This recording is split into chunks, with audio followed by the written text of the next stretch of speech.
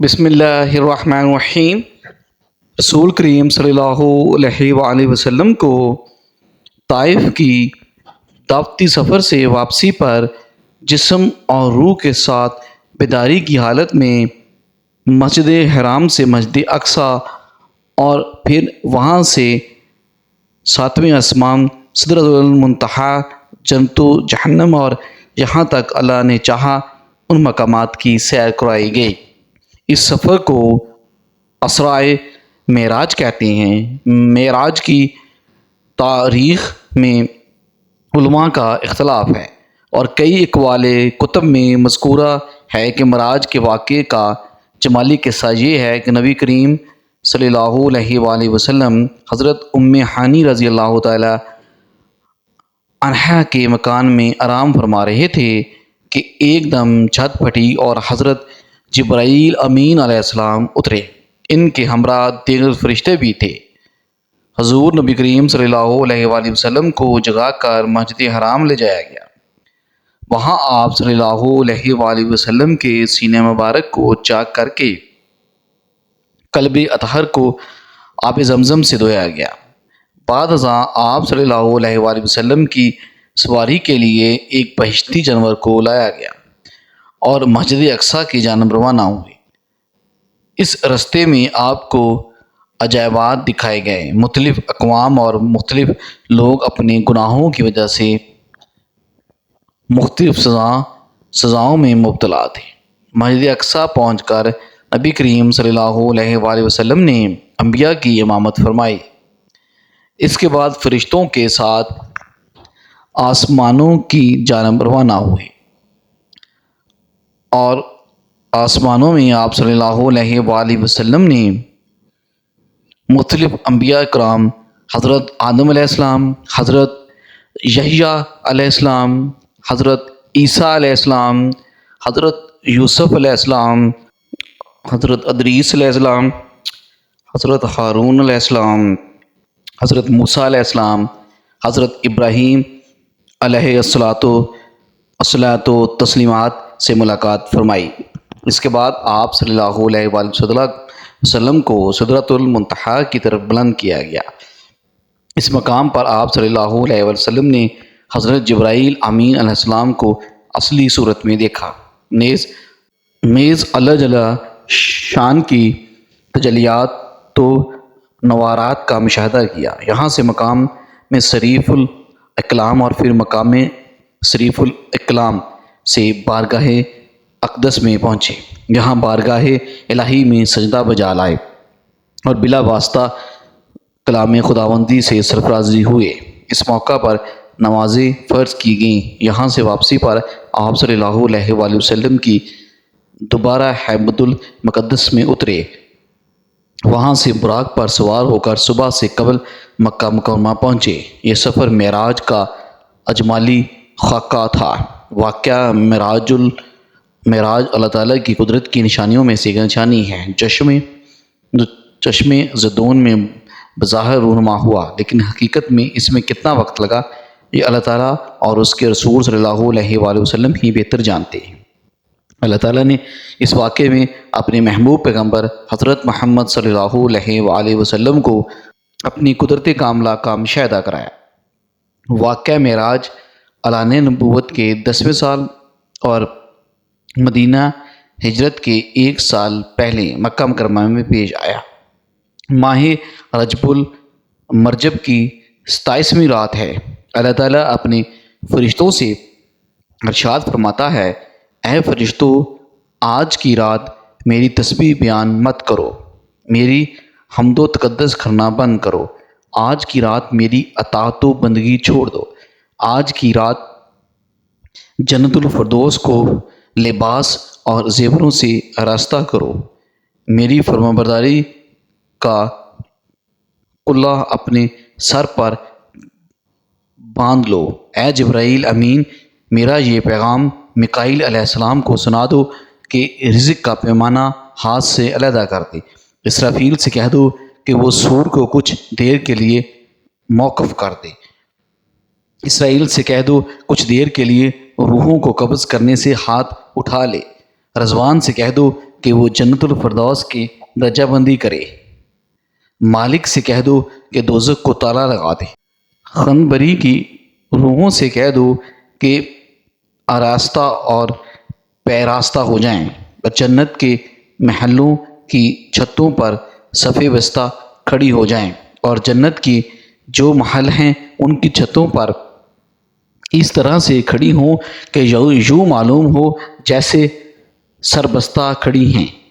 مشرق سے مغرب تک جس قدر قبریں ہیں ان سے عذاب ختم کر دو۔ آج کی رات شب معراج میرے محبوب حضرت محمد صلی اللہ علیہ وآلہ وسلم کے استقبال کے لیے تیار ہو جائے۔ چشم و زون میں عالم بالا کا نقشہ بدل جاتا ہے۔ حکم ربی ہوا، اے جبرائیل اپنے ساتھ 70,000 فرشتے لے جاؤ۔ حکم الہی سن کر جبرائیل امین سواری لینے جنت میں جاتے ہیں، اور آپ نے ایسی سواری کا انتخاب کیا جو آج تک کسی شہنشاہ کو بھی میسر نہ ہوئی ہوگی۔ میسر ہونا تو دور کی بات دیکھی تک نہ ہوگی، اور دیکھنا دور کی بات سوچی تک نہ ہوگی۔ اس سواری کا نام براق ہے۔ تفسیر روح البیان میں ہے کہ نبی کریم صلی اللہ علیہ وآلہ وسلم سے پہلے براق پر کوئی سوار نہیں ہوا۔ ماہ رجب الامر امر الجب کی 27ویں شب کس قدر پر کفیرات ہے کہ مطلع بالکل صاف ہے، فضاؤں میں عجیب سی کیفیت طاری ہے، رات آہستہ آہستہ کیف و نشاط کی مستی میں مست ہوتی جا رہی ہے، ستارے پوری آب و تاب کے ساتھ جلمگا رہے ہیں، پوری دنیا پرسکوت خاموشی کا عالم طاری ہے۔ نصف شب گزرنے کو ہے کہ یکا یک آسمانی دنیا کا دروازہ کھلتا ہے، انوار و تجلیات کے جلوے سمیٹے حضرت جبرائیل امین علیہ السلام نورانی مخلوق کے جرمٹ میں جنتی براق لیے آسمان کی بلندیوں سے اتر کر حضرت ام ہانی رضی اللہ تعالی عنہا کے گھر تشریف لاتے ہیں۔ یہاں ماہ نبوت حضرت محمد صلی اللہ علیہ وآلہ وسلم محو خواب ہیں، آنکھیں بند کیے ہیں، دل بیدار لیے آرام فرما رہے ہیں۔ حضرت جبرائیل امین علیہ السلام ہاتھ باندھے کھڑے ہیں اور سوچ رہے ہیں کہ اگر آواز دے کر جگایا تو بے ادبی ہو جائے گی۔ فکر مند ہے کہ معراج کے دلہے کو کیسے بیدار کیا جائے۔ اس وقت حکم ربی آتا ہے، اے میرے جبرائیل امین علیہ السلام میرے محبوب کے قدموں کو چوم لیں تاکہ تیرے لبوں کی ٹھنڈک سے میرے محبوب کی آنکھیں کھل جائیں۔ اس دن کے واسطے میں نے تجھے کافور سے بیدار کیا تھا۔ حکم سنتے ہی جبرائیل علیہ السلام آگے بڑھے اور اپنی کافوری ہونٹ محبوب دو عالم حضرت محمد صلی اللہ علیہ وآلہ وسلم کے پائے ناز سے مسک کر دیے۔ یہ منظر بھی کس قدر حسین ہوگا جب حضرت جبرائیل امین علیہ السلام نے فخر کائنات حضرت محمد صلی اللہ علیہ وآلہ وسلم کے قدموں کو بوسہ دیا۔ حضرت جبرائیل امین السلام کے ہونٹوں کی ٹھنڈک سے حضور نبی کریم صلی اللہ علیہ وآلہ وسلم بیدار ہوئے، اترافت کرتے ہیں، اے جبرائیل امین علیہ السلام کیسے آنا ہوا؟ عرض کرتے ہیں، یا رسول اللہ صلی اللہ علیہ وآلہ وسلم خدائے بزرگ و برتر کی طرف سے بلاوے کا فرمانہ لے کر حاضر ہوا۔ یا رسول اللہ صلی اللہ علیہ وآلہ وسلم اللہ تعالیٰ آپ کی ملاقات کا مشتاق ہے۔ حضور نبی کریم صلی اللہ علیہ وآلہ وسلم تشریف لے چلیں۔ زمین سے لے کر آسمان تک ساری گزرگاہوں پر مشتاق دید کا ہجوم ہاتھ باندھے کھڑا ہے۔ مراج نبوت میں یہ بات درج ہے، چنانچہ آپ نے سفر کی تیاری شروع کی۔ اس موقع پر حضرت جبرائیل امین علیہ السلام نے آپ کا سینہ مبارک چاک کیا، دل کو دھویا، حضور نبی کریم صلی اللہ علیہ وآلہ وسلم کا ارشاد گرامی ہے کہ میرے پاس ایک آنے والا آیا اور اس نے میرا سینہ چاک کیا۔ سینہ چاک کرنے کے بعد میرا دل نکالا، پھر میرے پاس سونے کا ایک تشت لایا گیا جو ایمان و حکمت سے لبریز تھا۔ اس کے بعد میرے دل کو دھویا گیا، پھر وہ ایمان و حکمت سے لبریز ہو گیا۔ اس قلب کو سینہ اقدس میں اس کی جگہ پر رکھ دیا گیا۔ بخاری شریف کی جلد نمبر اول میں صفحہ نمبر 568 پر یہ بات درج ہے کہ مسلم شریف کی بات کی جائے تو جلد اول صفحہ نمبر 92 پر یہ بات درج ہے کہ مسلم شریف میں ہے کہ حضرت جبرائیل امین علیہ السلام نے سینہ چاک کرنے کے بعد قلب مبارک کو زمزم کے پانی سے دھویا اور سینہ مبارک میں رکھ کر سینہ بند کر دیا۔ حضرت جبرائیل امین علیہ السلام فرماتے ہیں کہ قلب ہر قسم کی کجی سے پاک اور بے عیب ہے، اور اس میں 2 آنکھیں ہیں جو دیکھتی ہیں، 2 کان ہیں جو سنتے ہیں۔ یہ فتح الباری کی روایت ہے، جلد نمبر 13 صفحہ نمبر 610 پر سینہ اقدس کے شق کیسے ہیں، جن میں ایک حکمت یہ ہے کہ جانے میں کئی حکمتیں ہیں کہ قلب اطہر میں ایسی قوت قدسیہ شامل ہو جائے جس سے آسمانوں پر تشریف لے جانے اور عالم سماوات کا مشاہدہ کرنے، بالخصوص دیدار الہی کرنے میں کوئی دقت اور دشواری پیش نہ آئے۔ آپ صلی اللہ علیہ وآلہ وسلم کے سر انور پر امامہ باندھا گیا۔ علامہ کاظمی رحمۃ اللہ علیہ فرماتے ہیں کہ شب معراج حضرت محمد صلی اللہ علیہ وآلہ وسلم کو جو امامہ شریف پہنایا گیا وہ امامہ مبارک حضرت آدم علیہ السلام کی پیدائش سے 7000 سال پہلے کا تیار کیا ہوا تھا۔ 40,000 ملائکہ اس کی تعظیم و تکریم کے لیے اس کے ارد گرد کھڑے تھے۔ حضرت جبرائیل امین علیہ السلام نے سرور کونین حضرت محمد صلی اللہ علیہ وآلہ وسلم کو نور کی ایک چادر پہنائی، زمرد کی نالین مبارک پاؤں میں زیب تن فرمائے، یاقوت کا کمر بند۔ یہ بھی معراج النبوت صفحہ نمبر 601 پر یہ بات درج ہے کہ حضور صلی اللہ علیہ وآلہ وسلم نے براق کا حلیہ بیان کرتے ہوئے ارشاد فرمایا کہ سینہ سرخ یاقوت کی مانند چمک رہا تھا، اس کی پشت پر بجلی گونجتی تھی، ٹانگیں دمر جان سر اور اس کی گردنیں یاقوت سے بنائی گئی تھی، بہشتی زین اس پر کسی ہوئی تھی جس کے ساتھ سرخ یاقوت کے 2 قاب آویزاں تھے۔ اس کی پیشانی پر لا الہ الا اللہ محمد رسول اللہ لکھا ہوا تھا۔ چند لمحوں کے بعد وہ وقت بھی آ گیا کہ سرور کائنات حضرت محمد مصطفیٰ صلی اللہ علیہ وآلہ وسلم براق پر تشریف فرما ہو گئے۔ جب حضرت جبرائیل امین علیہ السلام نے رکاب تھام لی، حضرت میکائیل علیہ السلام نے لگام پکڑ لی، حضرت اسرافیل علیہ السلام نے زین کو سنبھالا۔ حضرت امام کاظمی رحمۃ اللہ تعالیٰ علیہ فرماتے ہیں کہ یہ معراج کی رات 80,000 فرشتے حضور کریم صلی اللہ علیہ وآلہ وسلم کی دائیں طرف اور 80,000 بائیں طرف تھے۔ فضا فرشتوں کے درود و سلام کی صداؤں سے گونج اٹھی اور آقا نامدار حضرت محمد صلی اللہ علیہ وآلہ وسلم درود و سلام کی گونج میں سفر معراج کا آغاز فرماتے ہیں۔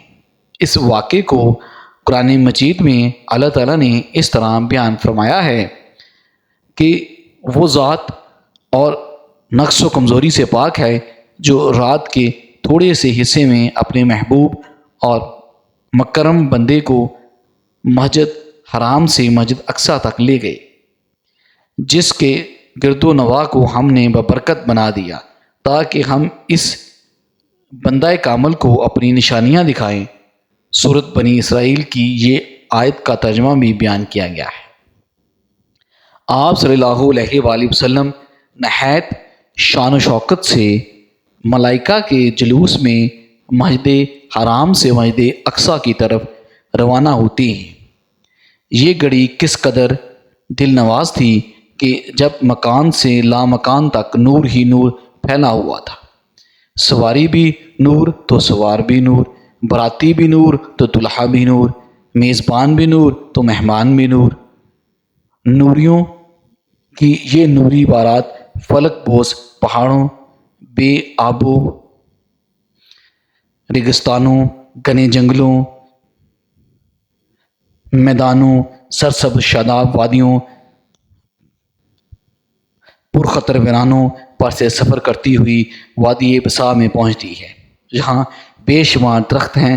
حضرت جبرائیل امین علیہ السلام عرض کرتے ہیں کہ حضور یہاں اتر کر 2 رکعت نفل ادا کیجیے، یہ آپ کی ہجرت کا مدینہ طیبہ ہے۔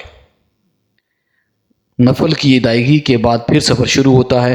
رستے میں ایک سرخ ٹھیلا آتا ہے، یہاں حضرت موسیٰ علیہ السلام کی قبر ہے۔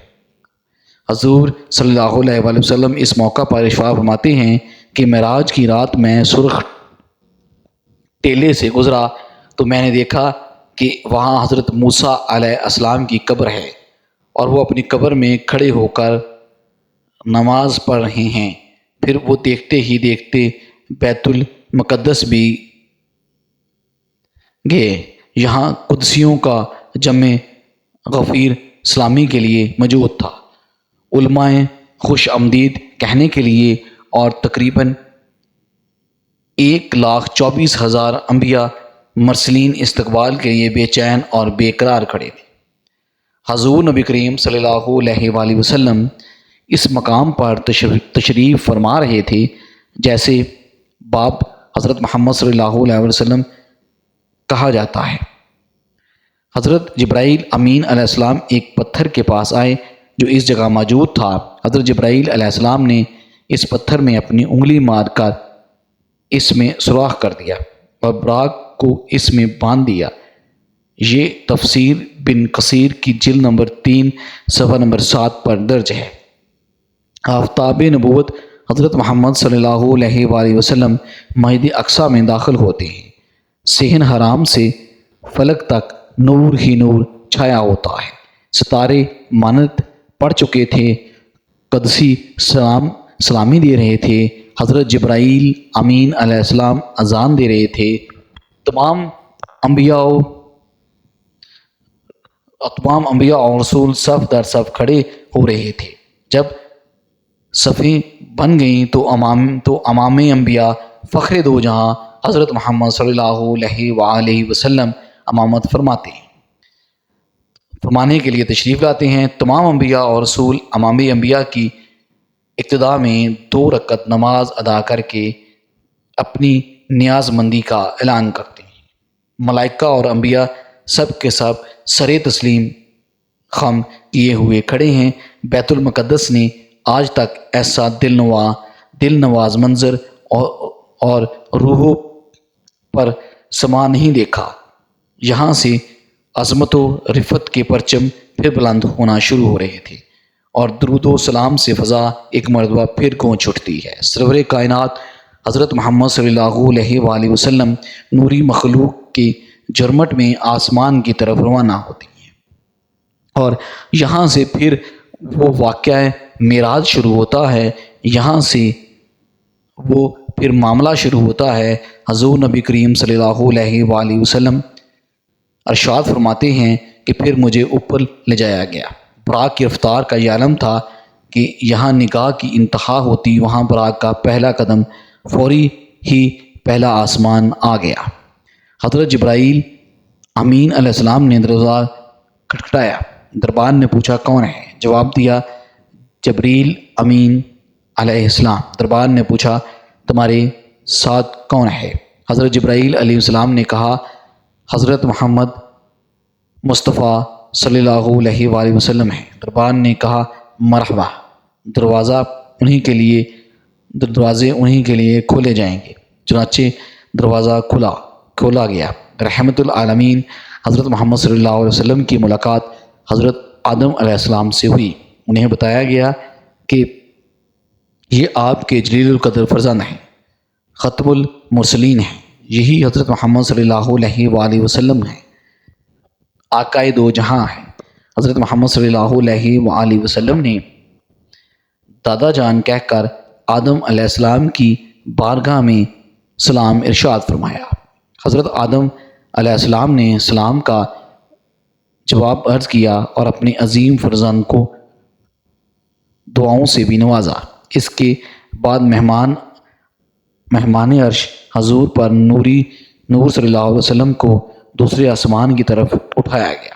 پہلے آسمان کی طرح دوسرے آسمان پر بھی دروازہ کھولا گیا۔ یہاں حضور کریم صلی اللہ علیہ وسلم کی سیدنا حضرت عیسیٰ علیہ السلام اور حضرت یحییٰ علیہ السلام سے ملاقاتیں ہوئیں۔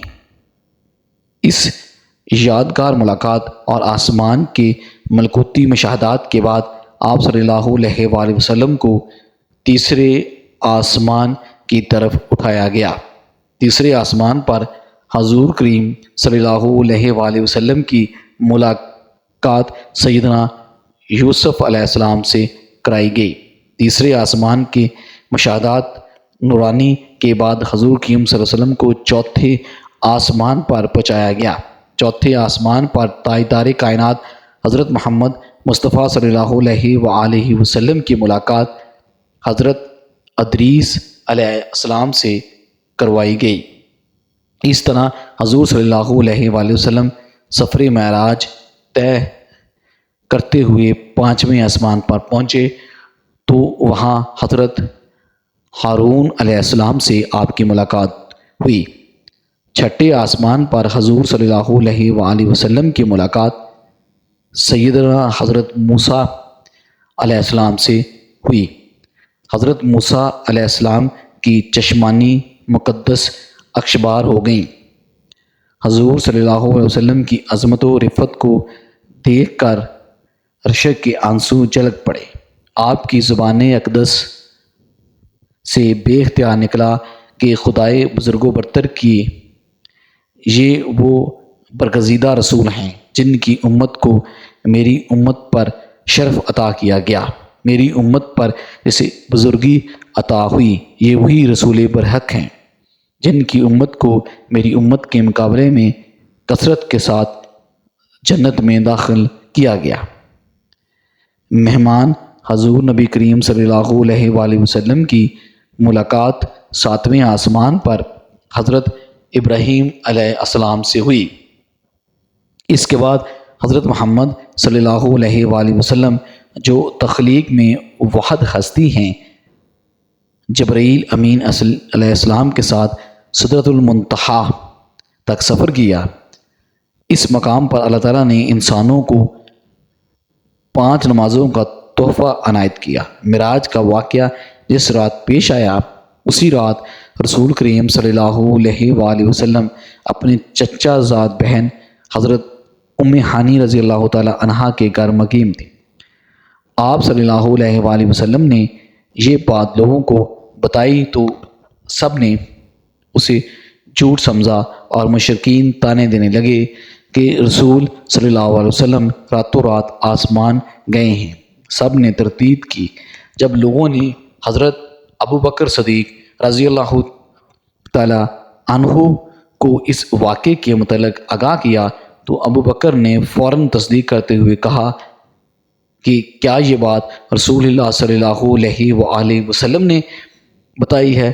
لوگوں نے کہا ہاں بالکل۔ ابو بکر نے کہا رسول اللہ نے بتائی ہے پھر تو سچ ہے۔ حضرت ابو بکر صدیق کے اس بات نے رسول اللہ علیہ وسلم کو بہت متاثر کیا اور آپ صلی اللہ علیہ وآلہ وسلم نے حضرت ابو بکر کو صدیق کا لقب دیا۔ مکہ کا ایک شخص شام اور فلسطین کو سفر کیا کرتا تھا اور بولا اگر آپ واقعی راتوں رات مسجد اقصیٰ اور پھر آسمانوں میں گئے ہیں تو مجھے مسجد اقصیٰ کا پتہ ہے، میں آپ صلی اللہ علیہ وسلم سے سوال پوچھتا ہوں۔ اس شخص نے رسول اللہ علیہ وسلم سے مسجد اقصیٰ اور اس کی خد و خاک کے متعلق بے شمارات سوالات کیے۔ رسول صلی اللہ علیہ وسلم نے سب کے سب ٹھیک جوابات دیے۔ اس شخص نے رسول کریم صلی اللہ علیہ وسلم کے تمام جوابات کو درست قرار دیا۔ رسول صلی اللہ علیہ وسلم نے اللہ سے پردے میں بات کرنے کا شرف حاصل کیا اور کسی کو حاصل نہیں ہوا۔ کائنات کی اس افضل ترین رات میں اللہ تعالیٰ نے حضرت محمد صلی اللہ علیہ وآلہ وسلم کو 50 نمازیں بطور تحفہ دیں، جن کی تعداد بعد میں کم کر کے 5 کر دی گئی۔ بہت سے مسلمان استغفار کرتے ہیں کہ کیا رسول کریم صلی اللہ علیہ وسلم نے شب معراج کو اللہ تعالیٰ کا دیدار کیا ہے؟ حضور نبی کریم صلی اللہ علیہ وسلم کا دیدار الہی کرنے کا ثبوت قرآن کریم سے ملتا ہے۔ قرآن کریم کی جس آیت سے رسول کریم صلی اللہ علیہ وآلہ وسلم کے دیدار الہی کا انکار کیا جاتا ہے وہ بعض لوگوں کی زبردستی ہے۔ ام المومنین حضرت عائشہ صدیقہ رضی اللہ تعالیٰ عنہا سے روایت ہے کہ دونوں پر مختصر غور کیا جاتا ہے۔ قرآن و سنت سے جو چیز ثابت ہے وہ ہے دیدار خداوندی، اور نفی میں پیش کی جانے والی آیت میں ہیں آنکھوں کے ادارک کی نفی، حالانکہ دیکھنے اور ادارک میں فرق ہے۔ ارشاد خداوندی ہے کہ نگاہیں اس کا احاطہ نہیں کر سکتی، وہ سب نگاہوں کا احاطہ کیے ہوئے ہیں، اور وہ بڑا باریک بین، بڑا باخبر ہے۔ امام راضی رحمۃ اللہ علیہ السلام اس کی تفسیر میں لکھتے ہیں آیات کا مطلب ہے کہ تمام آنکھیں اس کا ادراک نہیں کرتی۔ اس کا فائدہ یہ ہے کہ بعض آنکھیں دیکھ سکتی ہیں دیکھے جانے والی چیز کی جب عدد اور انتہا ہو، اور دیکھنے والی نظر تمام حدود و اطراف و انتہائیوں کو گھیر لے، تو گویا اس نظر نے اس چیز کو گھیر لیا۔ اسے دیکھنے کو ادراک کہا جاتا ہے۔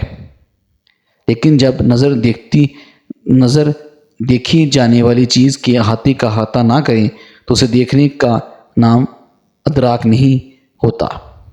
خلاصہ یہ ہے کہ دیکھنا ایک جنس جس کے نیچے 2 انواع ہیں، ایک دیکھنا احاطے کے ساتھ ہے اور دوسرا دیکھنا بلا احاطہ کیے۔ صرف احاطے والے دیکھنے کو ادراک کہا جاتا ہے۔ بس ادراک کی نفی سے دیکھنے کی ایک قسم کی نفی ثابت ہوئی اور ایک نوع کی نفی ہے، جنس کی نفی نہیں ہوئی۔ بس اللہ کے ادراک کی نفی سے اللہ کے دیکھنے کی نفی لازم نہیں۔ امام قرطبیہ فرماتے ہیں کہ ادراک کا مطلب گھیر لینا اور حد کھینچنا، جیسے مخلوق دیکھی جا سکتی ہے۔ خلاصہ یہ کہ قرآن کی آیت اور اسے ام المومنین حضرت عائشہ صدیقہ رضی اللہ تعالیٰ عنہا کے قول سے دیدار الہی کی نفی رسول کریم صلی اللہ علیہ وسلم سے ثابت نہیں ہوتی۔ آیت کا مطلب کہ تمام آنکھیں اس کو نہیں دیکھ سکتی، یہ کہ آنکھیں اللہ کا احاطہ نہیں کر سکتی، اور ظاہر ہے کہ دیکھنا اور ہے، احاطہ کرنا اور ہے۔ نتیجہ یہ ہے کہ بعض آنکھیں دنیا میں اللہ تعالیٰ کو دیکھ سکتی ہیں، اور یقیناً وہ بعض آنکھیں جو رسول کریم صلی اللہ علیہ وآلہ وسلم کی ہی ہیں۔ علامہ قرطبیہ مزید لکھتے ہیں کہ حضرت عبداللہ بن حارث رضی اللہ تعالیٰ عنہ کی حضرت ابن عباس رضی اللہ تعالیٰ عنہ اور ابن کعب رضی اللہ تعالیٰ عنہ سے ملاقات ہوئی تو ابن عباس رضی اللہ تعالیٰ عنہ نے فرمایا، ہم بنی ہاشم تو کہتے ہیں کہ بے شک محمد صلی اللہ علیہ وآلہ وسلم نے اپنے رب کو 2 بار دیکھا ہے۔ پھر حضرت ابن عباس رضی اللہ تعالیٰ عنہ نے فرمایا، کیا تمہیں اس پر تعجب ہے کہ دوستی خلعت ابراہیم علیہ السلام کے لیے، کلام موسیٰ علیہ السلام کے لیے اور دیدار الہی محمد صلی اللہ علیہ وسلم کے لیے ثابت ہے؟ اس پر حضرت کعب نے کہا، اللہ اکبر، یہاں تک کہ پہاڑ گونج اٹھے۔ امام عبدالرزاق نے بیان کیا کہ حضرت حسن بصری اللہ کی قسم اٹھا کر کہتے ہیں بے شک محمد صلی اللہ علیہ وسلم نے اپنے رب کو دیکھا ہے۔ مروان نے حضرت ابو ہریرہ رضی اللہ تعالیٰ عنہ سے پوچھا کیا کہ محمد صلی اللہ علیہ وآلہ وسلم نے اپنے رب کو دیکھا؟ انہوں نے فرمایا ہاں۔ امام احمد بن جنبل نے فرمایا حضور نبی کریم صلی اللہ علیہ وآلہ وسلم نے آنکھوں سے اللہ کو دیکھا یہاں تک کہ ان کا سانس بند ہو گیا۔ اللہ پاک ہمیں نیک کاروں میں شامل فرمائے اور ہمارا خاتمہ الخیر فرمائے، آمین ثم آمین۔